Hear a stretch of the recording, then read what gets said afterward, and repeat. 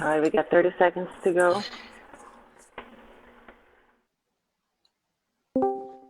I'm not logged in. I'm gonna try and get ready for work and kiss my kid. So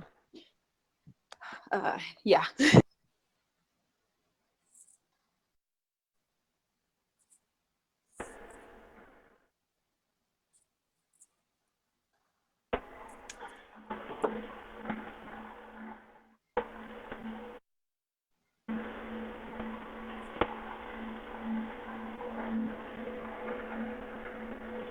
All right, here we go. Uh-oh. Hello, everyone. Welcome to the ODivaZ Chat and Chill. Hello. We're going to hold a pace of 1.5 to 2 watts per kilogram.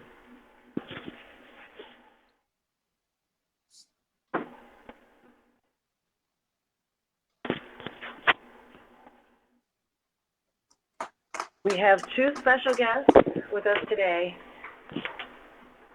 We have Rachel Ruby Zambrano, also known as Coach Ruby.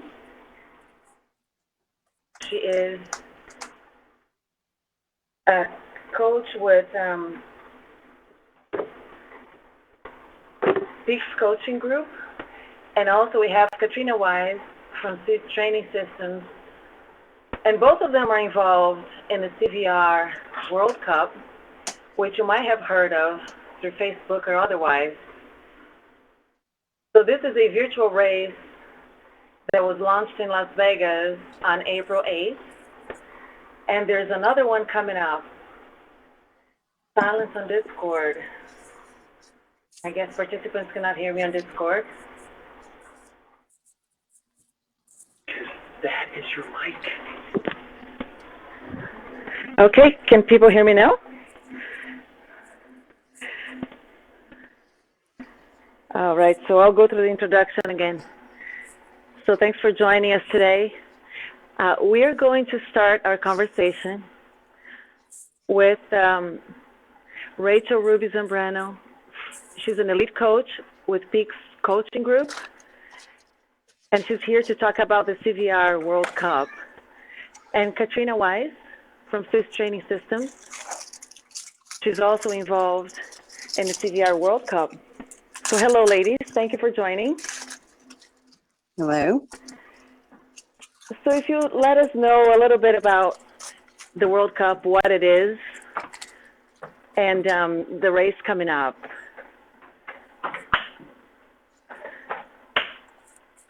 So we're really excited to be going to London for the next race. The World Cup takes 10 men and 10 women, and we're going all over the world. 2 teams, the resident country and men and women from all over the world to compete against them. Oh, that's wonderful. And it's broadcasted live, as I understand it. That's correct. Katrina got to take part in the most recent race, I believe, in Vegas. So she would be most experienced with that. So Katrina, you want to tell us a little bit about your experience competing on that race? Yes, it is very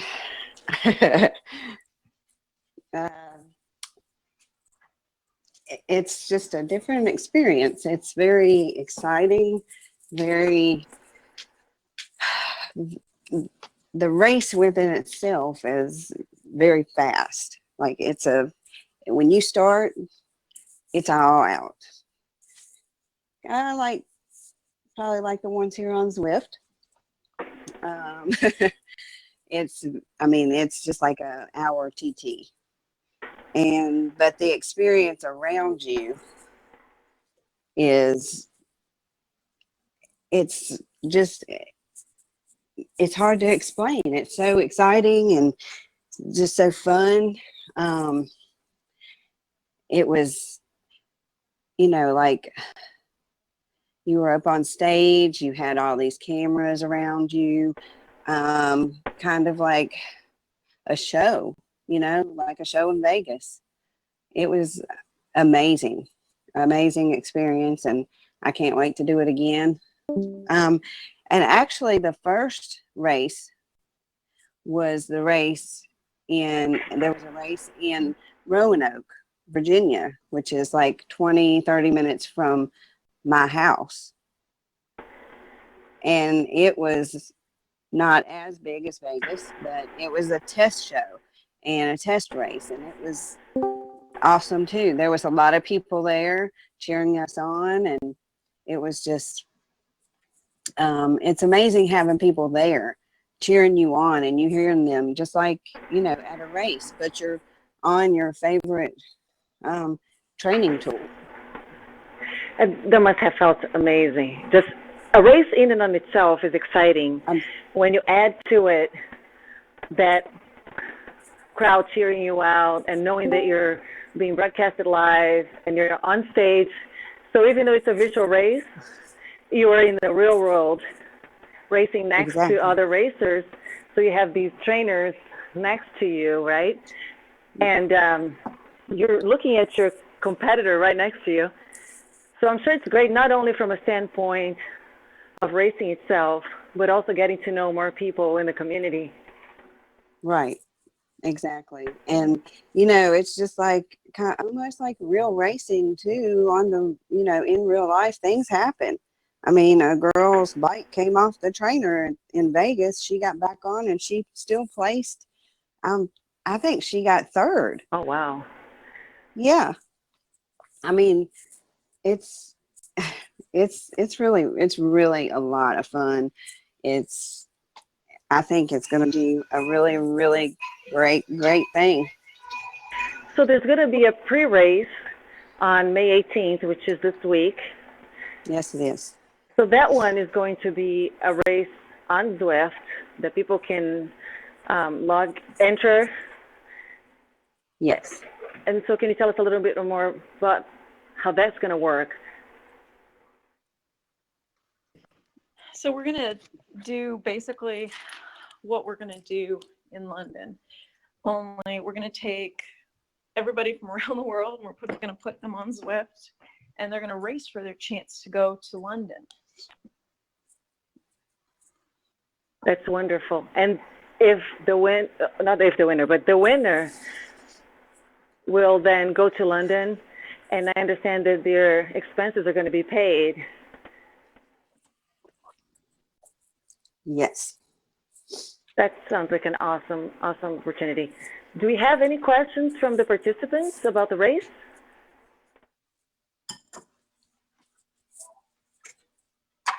I didn't hear you.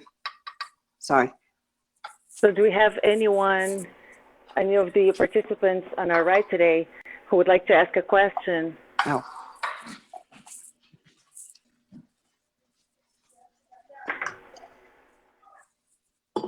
So I'm considering racing myself. I think it's just so exciting. But the timing might not work for this one. Will there be others?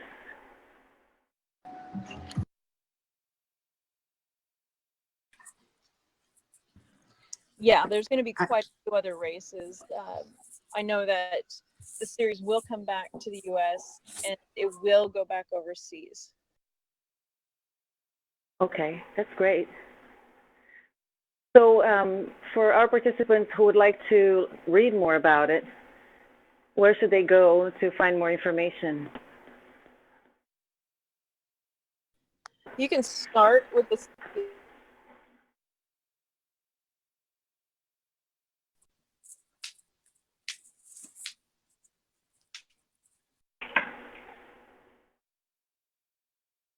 So there is the CVR Facebook page.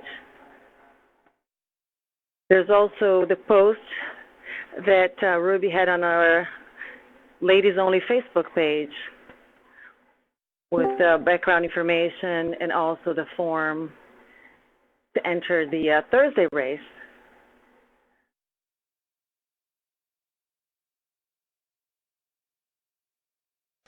They also have a Twitter page as well.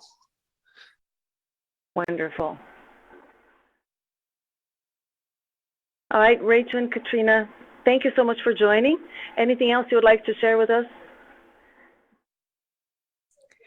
I just say if you can't go at one point, try, try to go. If you can, try to go, and it's really, really a good opportunity. And try to watch if you can, because it's really, really exciting. Awesome. Thank you so much. Thank you. Thank you very much. Y'all have a good ride, and thank you for having me. I think Ruby got disconnected. Okay. Well, thank you so much, Katrina. Thank you, Ruby. We'll talk to you Thank you. soon. Thank you, guys. All right, so there was a little bit about the CVR World Cup race coming up. I'm so glad to see so many of you here today. So we have a couple of things that we can talk about, and I think perhaps many of you can hear me but cannot talk on Discord. You can type in your comments, questions, if you're not able to speak on Discord. It's just nice to be, probably you need push to talk on Discord. It's just nice to have this nice recovery ride on a Monday.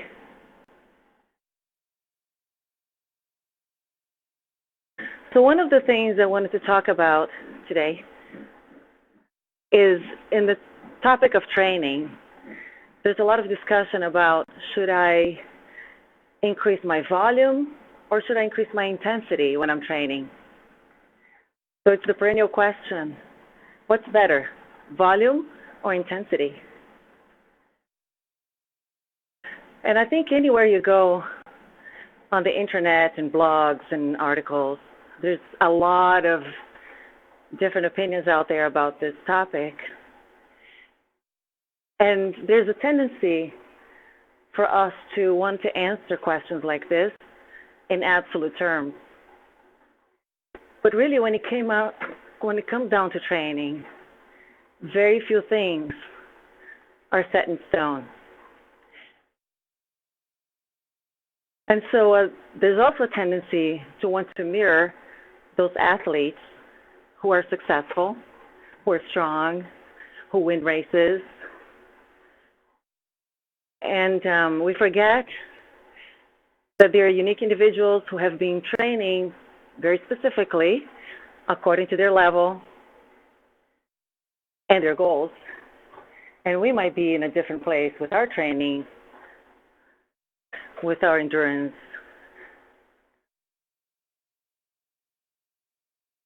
So some of the theories about training with intensity or volume are certainly scalable and can be used by most athletes. But a lot of it really needs to be tailored to the specific athlete. So we're talking about two paths here, intensity and volume.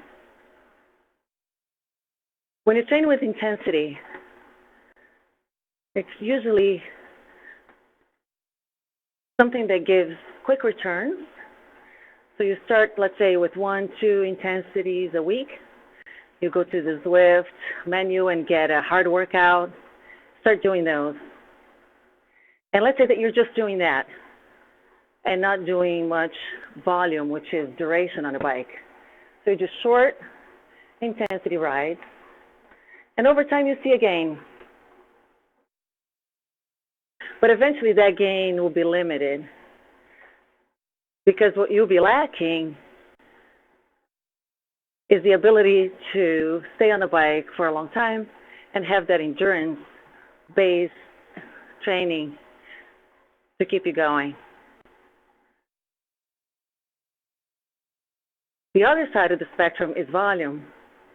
So if you're only training for volume, so let's say you love riding your bike, you're always on your bike, you're a weekend rider, you go out and spend, let's say, a couple of hours Saturday, a couple hours Sunday, and you continue to train with that volume. that too has its limitations. So you will improve and continue to grow, but it will come to a point that you won't be able to increase your volume anymore. Just realistically speaking, you're not going to be able to expand the volume of your rides to occupy your whole day every day. So the answer to the question, what's better, volume or intensity? Neither and both will be the answer. And that's based on an article that I read this weekend from my coach, Jason Schitzler from Vision Quest. Both have a place in an athlete's training, intensity and volume. And you might not need both right now at the same time, but in the long run, both should be considered in your training.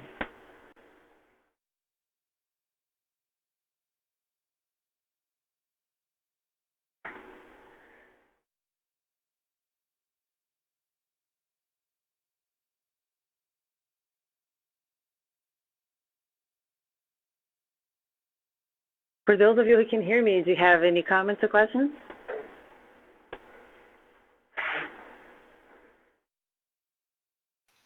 Well, mostly for volume, you're right. It's just real life coming into play, and it's hard to maintain any kind of consistency as far as getting out.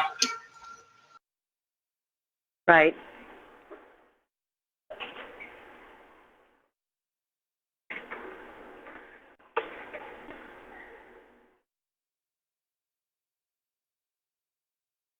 Well, the link takes people to the wrong Discord channel is what I'm hearing on, or I'm reading on the chat here.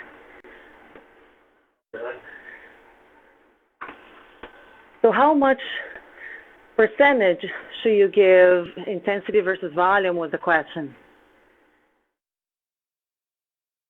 Again, it's hard to give one answer that fits all athletes. I will use as an example one of my athletes who has been riding her bike outdoors only, never been on a trainer. So she wants to now get stronger and get into more structured training because she would like to join some of her club group rides. So the mix that I have for this particular athlete, who's just used to riding her bike without a power meter, without paying attention to any of that data, is to have her do 2 intensity rides a week. So for example, she would do an intensity on a Tuesday and have an intensity on a Thursday and a day off in between. Then on Saturday and Sunday, we'll work on endurance. So the intensity would be a total of 3 hours a week, or 2.5 to 3 hours a week.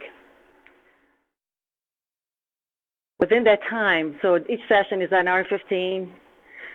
So when you factor in the warm up and cool down, you really have about 30 to 40 minutes of work, hard work on the intensity rides. Then on the weekends, we work on endurance, which is 65 to 70% of threshold, and start increasing the duration of those rides over time. So I think the ratio there right now is about 50 intensity and 50 endurance, given where this particular athlete is.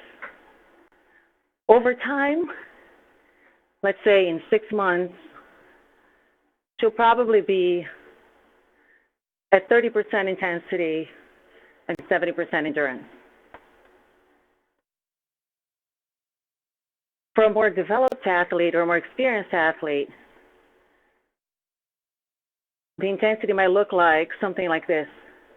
You have a Tuesday, a Thursday, and a Saturday intensity. The Tuesday and Thursday continue to be about an hour and 15, hour and a half. The Saturday is a longer one, might be 2 hours. And then you have the volume around it. So in my case, I train about 12 to 14 hours a week, and my ratio intensity to volume probably around that 30% intensity and 70% volume.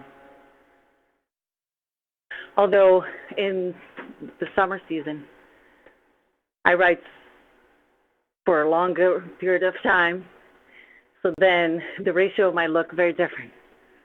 My intensity might be 15%. Although when you're out there on the road, you do get some intensity. But yeah, it really depends on the athlete. Thanks for that question.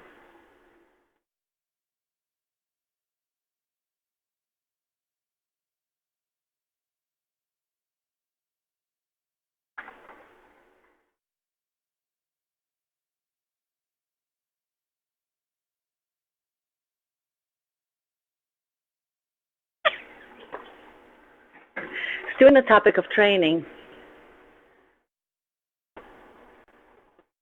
things that come up too is joint pain. There you go. Do you do any weight or strength training? Perfect. I was starting to talk about that very topic, so thank you. So I do strength training 3 times a week. And I do yoga 1 time a week. So lifting weights, you enjoy it, you can absolutely incorporate into your training plan. And it's actually very beneficial for several reasons. It gives you stability for the joints. You can gain upper body strength, which is something often neglected on a bike. Having that upper body and core strength is very important to make you efficient, to make you go longer. You're able to climb better. You can get off the saddle. You can do high RPMs.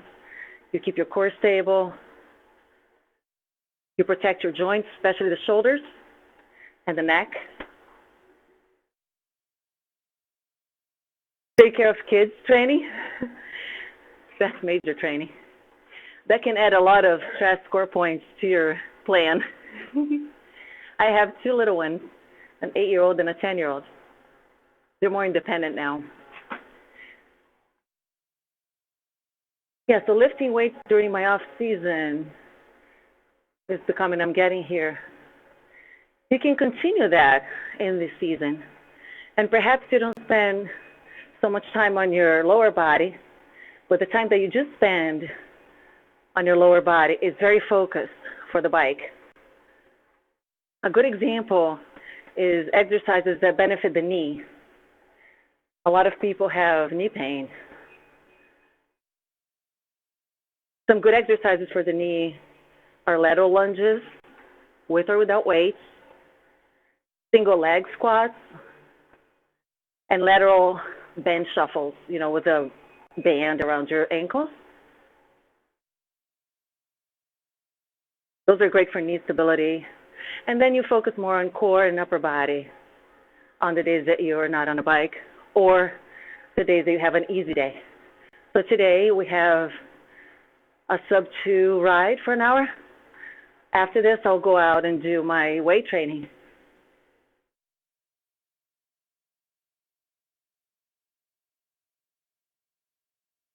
And over time, at the beginning, you might feel tired as you incorporate strength. And you might say, oh, I'm tired on the bike now. But again, like everything else, you'll get used to it. Your body will get used to it. And you'll be able to do both. Just got to start slowly. Right. And then the other cross-training piece, which I think is key, is the stretching, which in my case is yoga. I've done yoga for over 10 years, and having low back and neck issues, yoga is what keeps me pain-free, 100%. Also with yoga, there are several types of yoga. You want to be careful to go to a good studio because you can get injured from yoga too. You want to be in a studio with thoughtful instructors, knowledgeable instructors, and pay attention to your body, always. There's a difference between feeling pain and feeling the muscle working. It happened to me with Bikram yoga. One of our writers says, yeah, Bikram yoga, strained hamstring. Again, there are lots of students in a class. The instructor will cue you through it. It's really, at the end of the day, up to you to listen to your body. With Bikram, it's harder just because it's such a hot room that you almost don't feel as much pain, and you might go deeper. And going deeper is not necessarily better for you at that point. I happen to really like Bikram yoga for the back. Those back bends are very beneficial for the spine, I think.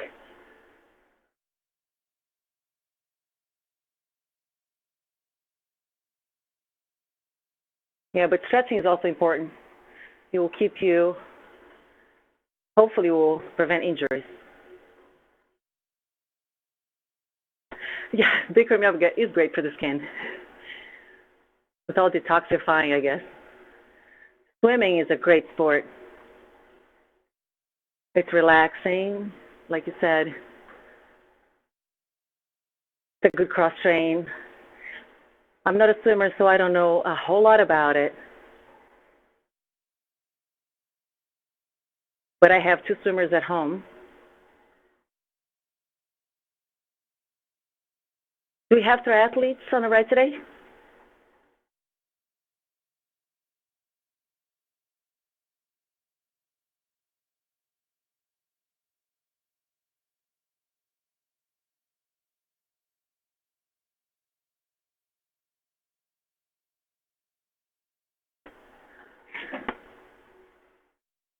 Okay, we have triathletes. So their workouts look very different than the ones for those who are only cyclists. Swimmer when you're younger, okay. Have you thought about going back to swimming? Good for the core and upper body.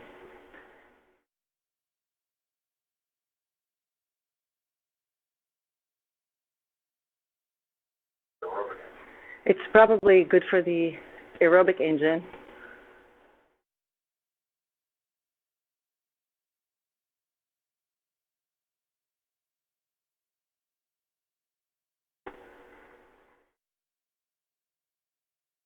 Does anyone have any races coming up in Zwift or in real life? Yeah, I do.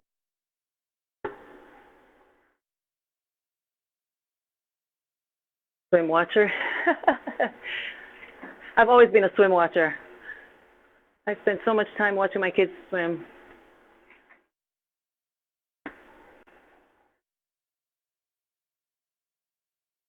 So I think I heard somebody say they have race. Rafa Prestige. I did an IM this year, so mainly rafting. Ironman, wow, that's amazing. Not a race. Right, the Rafa is a long ride.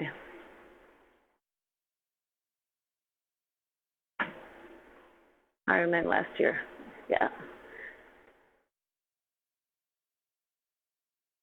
But too bad you don't have a mic. It would be great to hear about your training as a triathlete and Ironman competitor.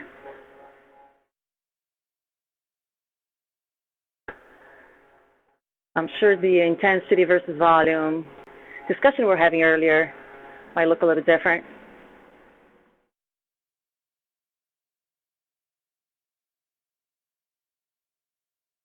1 interval for bike turbo a week, about an hour. Got it. Then a long ride at the weekend. How long is the ride on the weekend?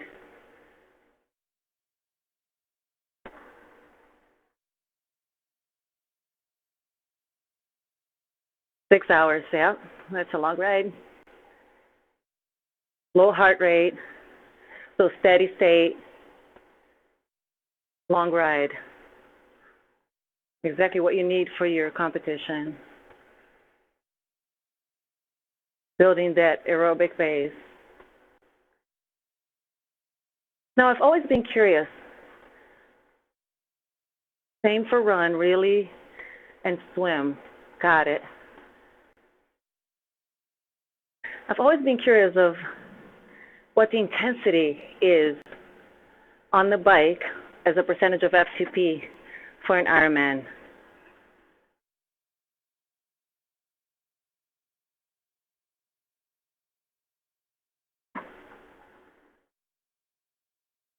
%75%, okay. So on those long 6-hour rides, do you target 75%? Do you target something lower?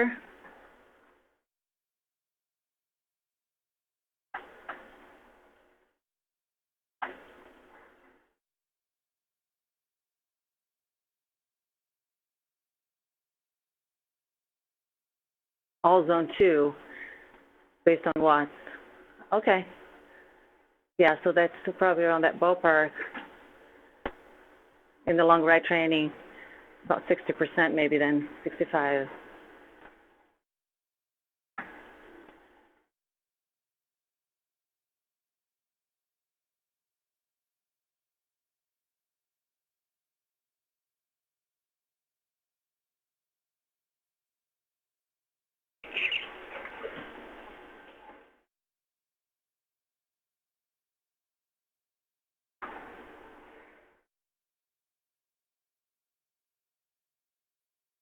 So this Saturday, there's an ODivaZ ladies race.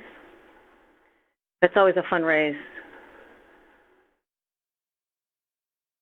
Race was pretty much the same except hills.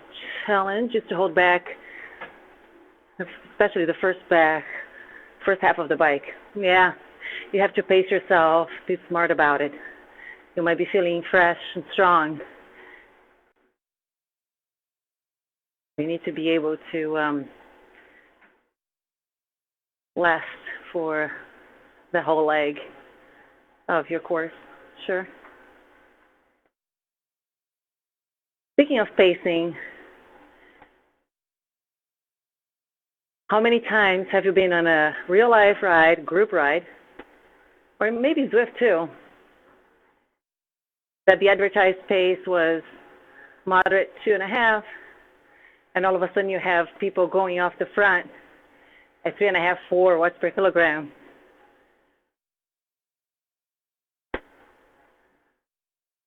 When I first started joining in real life group rides, I used to have such a hard time keeping up. A, because of my training, I was just starting, and B, because some of the riders would just want to go hard from the beginning, especially the male riders.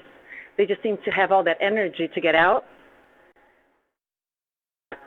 Over time, I learned that they do that for a little while and then they settle down. And if I try to do the same thing, I might just burn some matches and get tired pretty quickly. So you have to be smart about that. Try to conserve as much energy as possible, with the drafting especially.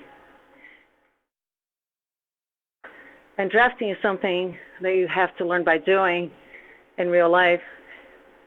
See how comfortable you are with being close to the wheel in front of you. You want to be close enough to get the benefit of the draft, but you don't want to overlap wheels or be so close that if the ride in front of you does something different, you'll go down.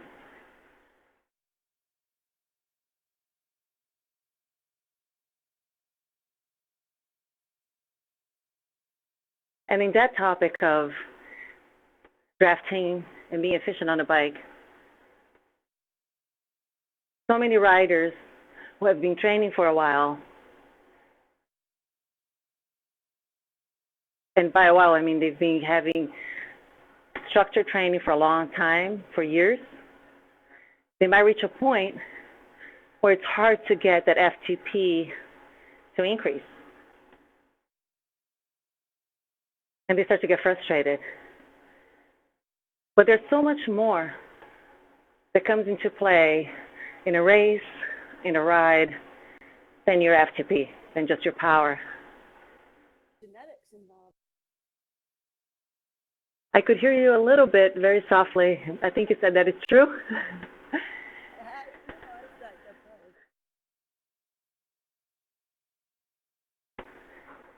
I know one particular racer in my club.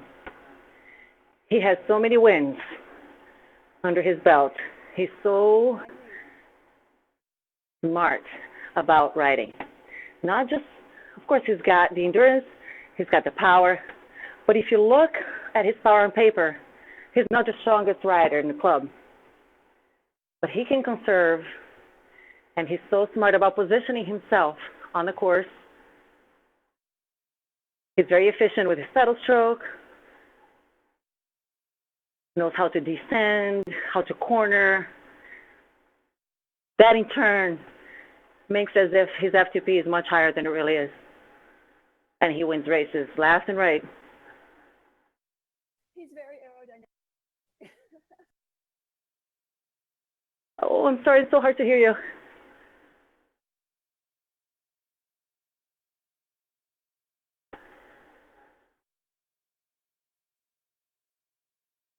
So yeah, having that FTP number is important as a baseline for your training and your workouts.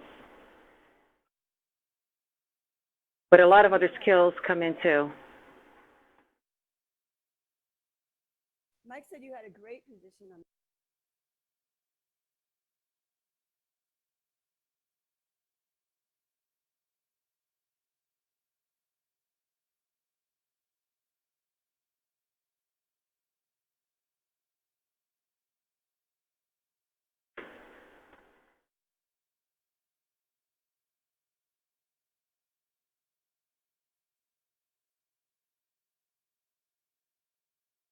So we're broadcasting live on Zwift Live by ODivaZ.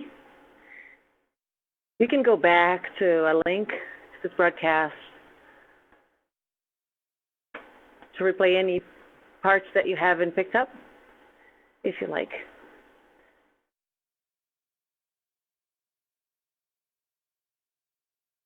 So we talk about cramps.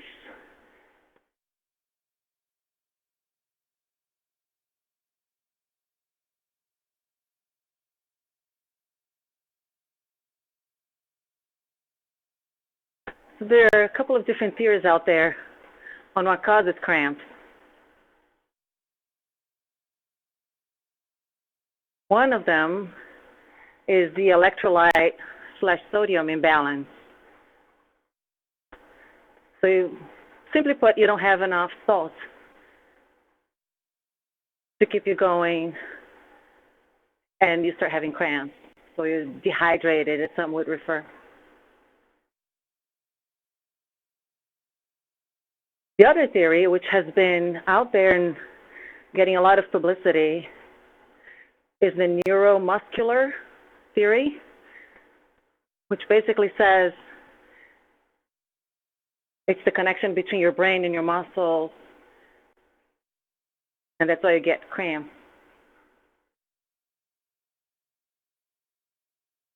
And the more I read about it, it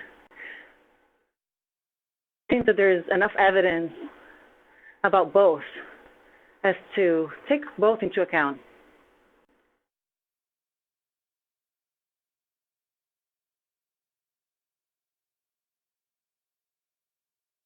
So without knowing the precise cause, there are some solutions that can be applied across the board.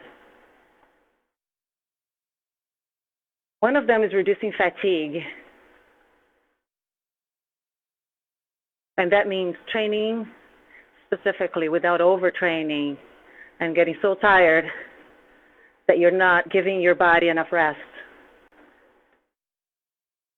Take pacing into account and a long ride.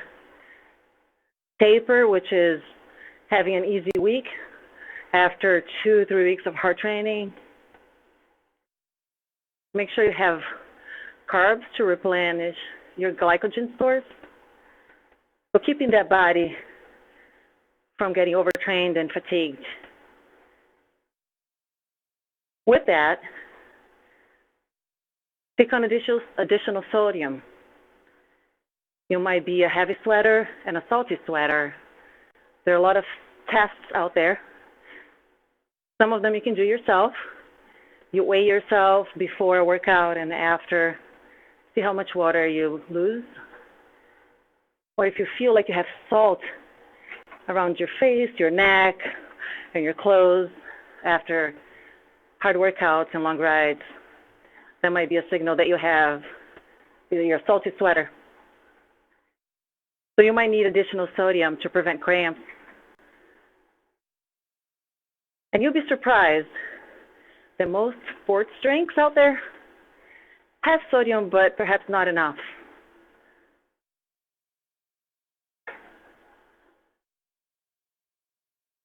The writers for Training Peaks from Precision Hydration specifically say that a good amount of sodium is 1 gram per liter.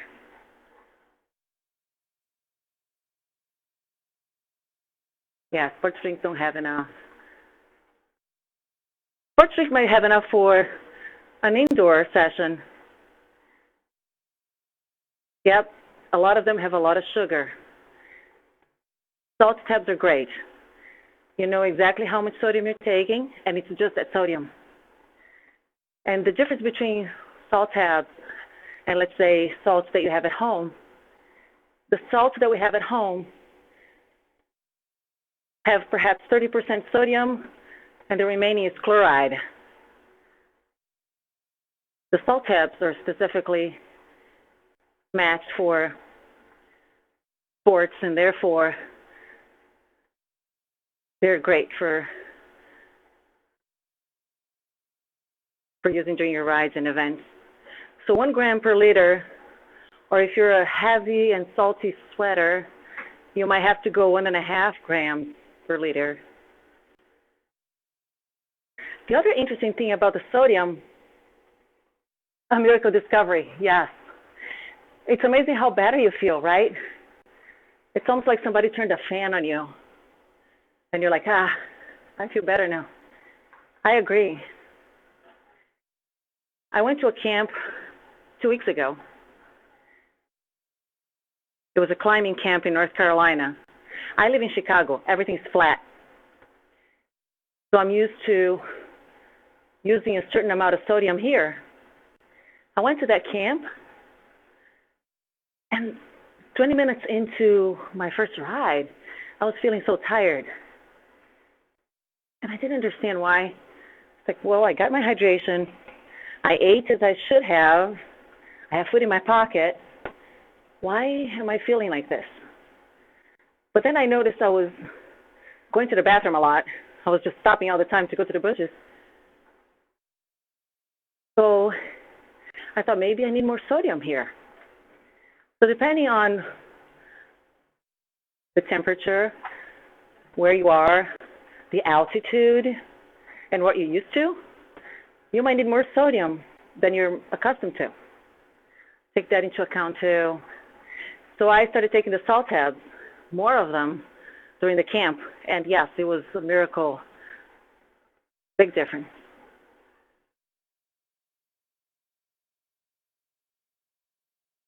And then lastly, for cramps, so we talked about reducing fatigue.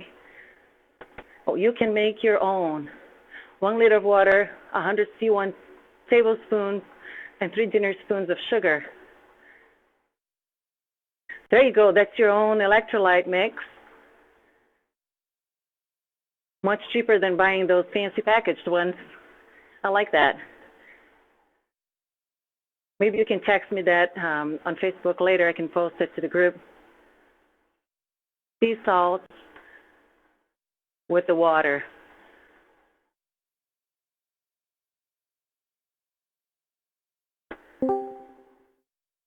Does anybody else have any mixture that they like? So we heard salt taps. We have the cheap alternative of making it at home. And you know what you're putting in, which is good. No extra anything that you don't need.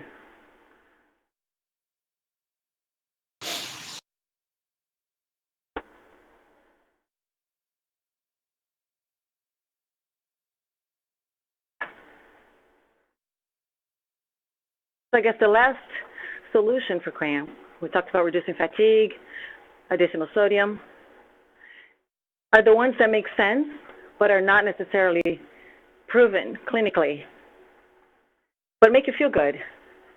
And those are the massage, stretching, making sure you have a proper warm-up, some relaxation techniques.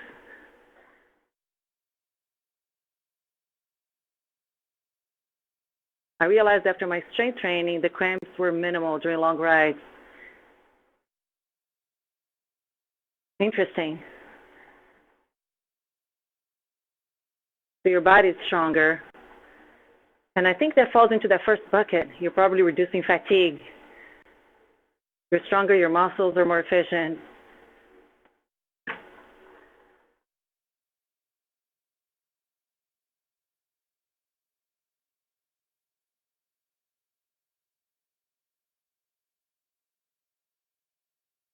And then when we talk about warm-ups, I also think for the older riders, and I'm not referring to a certain age group, I'm just referring to youth and the rest of us, over time, it seems, and this is just my observation, I can be completely wrong, I haven't studied the subject, but it takes me longer to warm up. Yes, true. Yeah, thanks for that. So 10 minutes might not be enough.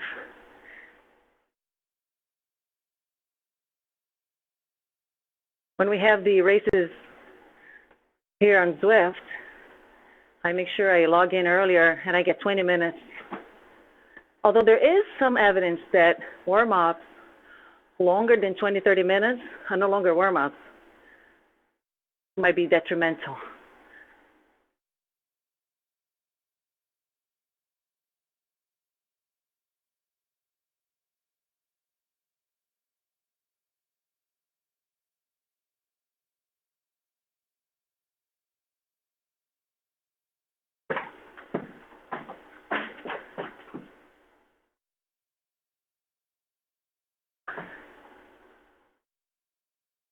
Does anyone here do, for relaxation purposes, anything different than what I mentioned? Perhaps acupuncture, anything of that nature?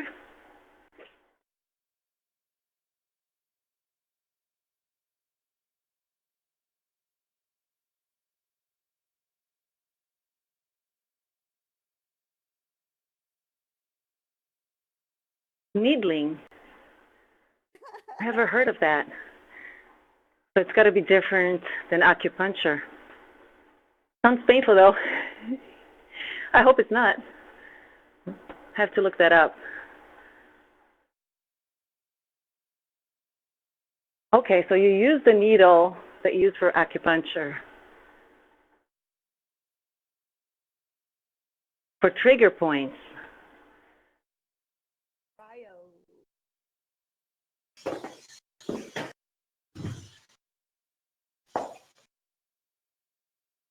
Schneider does the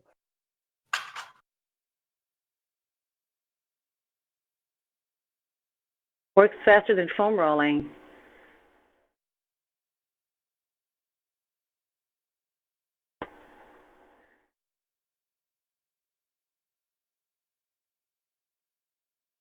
Yeah, I have one of those foam rollers that has trigger points, which is raised edges. But I like that idea of the needling. So do you determine your own trigger points? Or there are specific ones that the person applying that to you would spot and know where to go?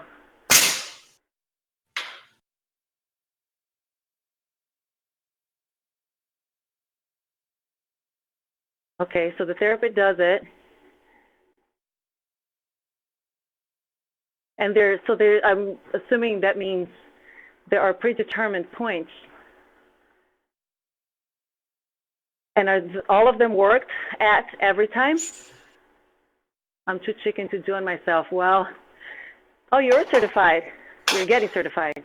Interesting.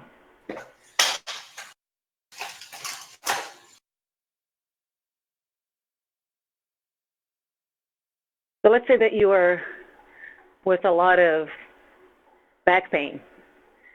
Would you focus that one session of needling on your back, or would you still work on other parts? Neck pain.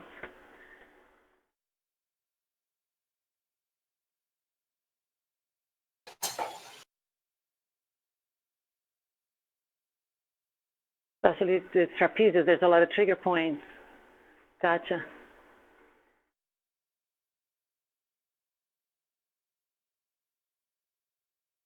So we talk about trigger points. That reminds me of yoga a little bit. So many things are interconnected, right? And it might not be intuitive, but to make your low back feel better, you might need to stretch your hips. Get them to in hip, back, and I missed the last one.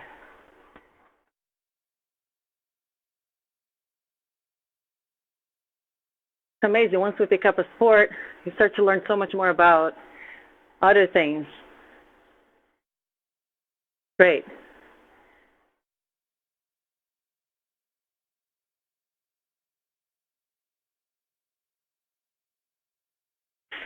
Fascial stretch therapy. Different but great.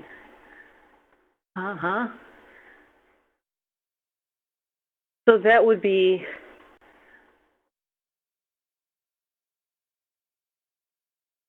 just in one spot?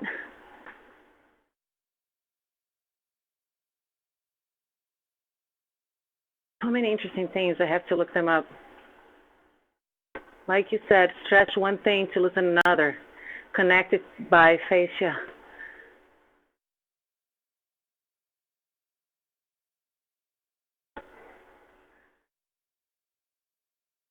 Very interesting. Well, thanks for joining. You have to catch a train. I know how it goes. I'm glad you made time.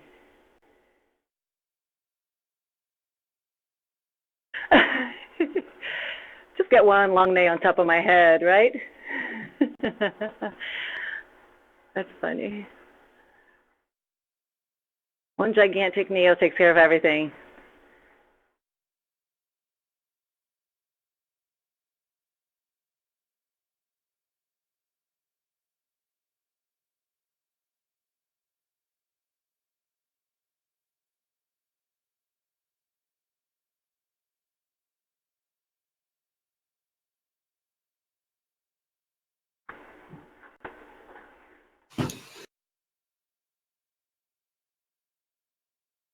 I'm just so glad you joined today.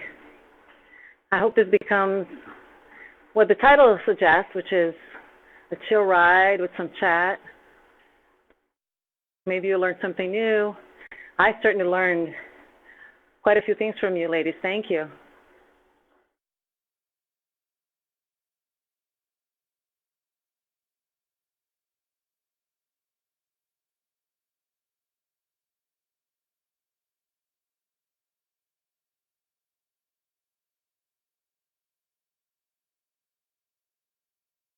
Has anyone been watching the Tour of California that started this weekend? I love that there are women races. Love seeing the coverage.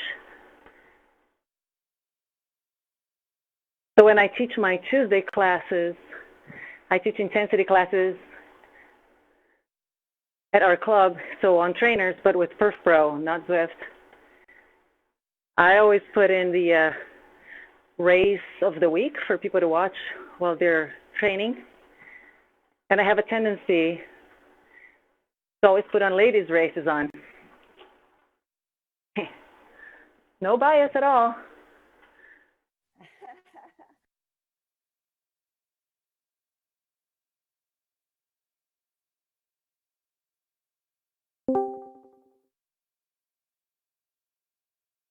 So Robbie Ventura, the owner of the of Vision Quest, which is where I train and coach, he was in California to interview Peter Sagan. I was like, can I get an autograph? Can he just sign like a little hat or jersey for me? Love to have that. I don't think I'm getting it though. Everybody wants one.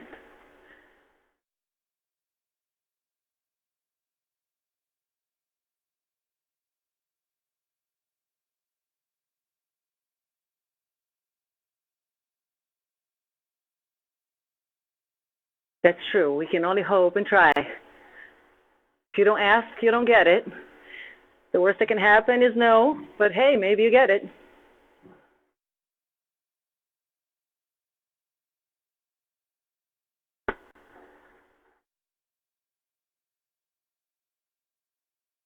Is anyone planning on continuing training on Zwift over the summer if that's your season coming up?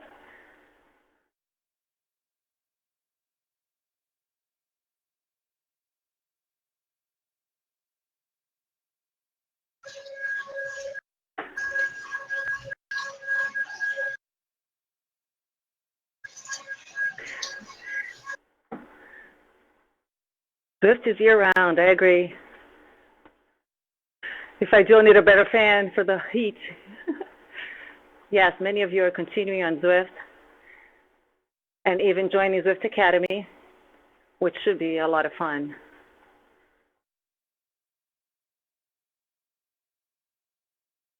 I hope I get to coach some of the rides for Zwift Academy. I coach the Choose the Intensity, but that's the pre-official Zwift Academy season. Can't wait for Zwift Academy.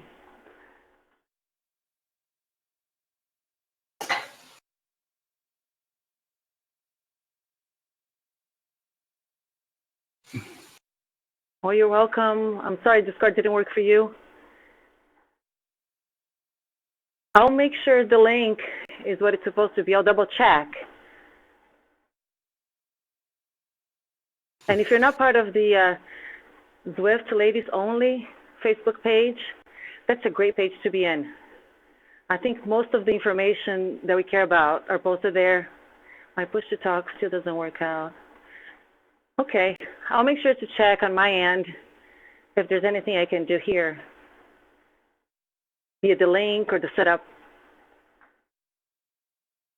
Really glad you joined.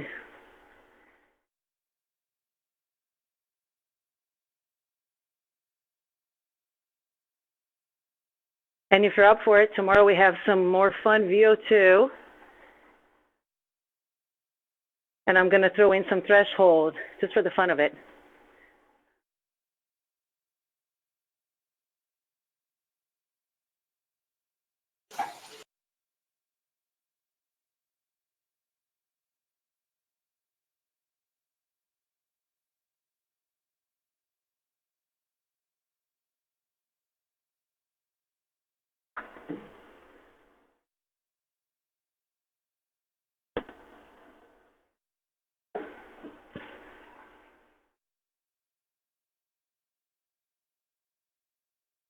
I hope you have an awesome day, afternoon, evening.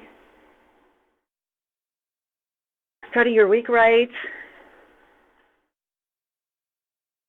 Making time for yourself. Taking care of yourself before you can take care of others. First group ride on Zwift. Yay! That's very exciting. I love seeing the newbies.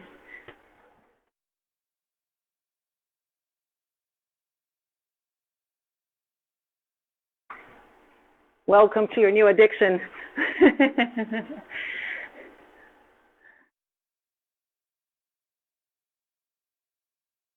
Thank you.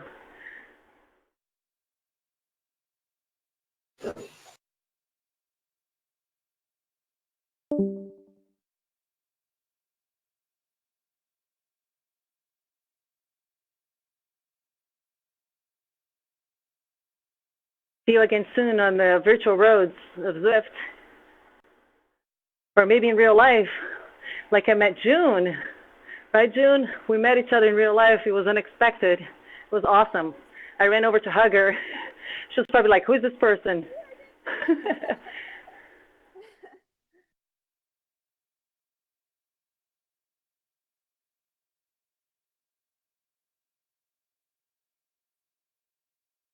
Thank you, ladies. Have a wonderful day. Thank you. You too. Thanks.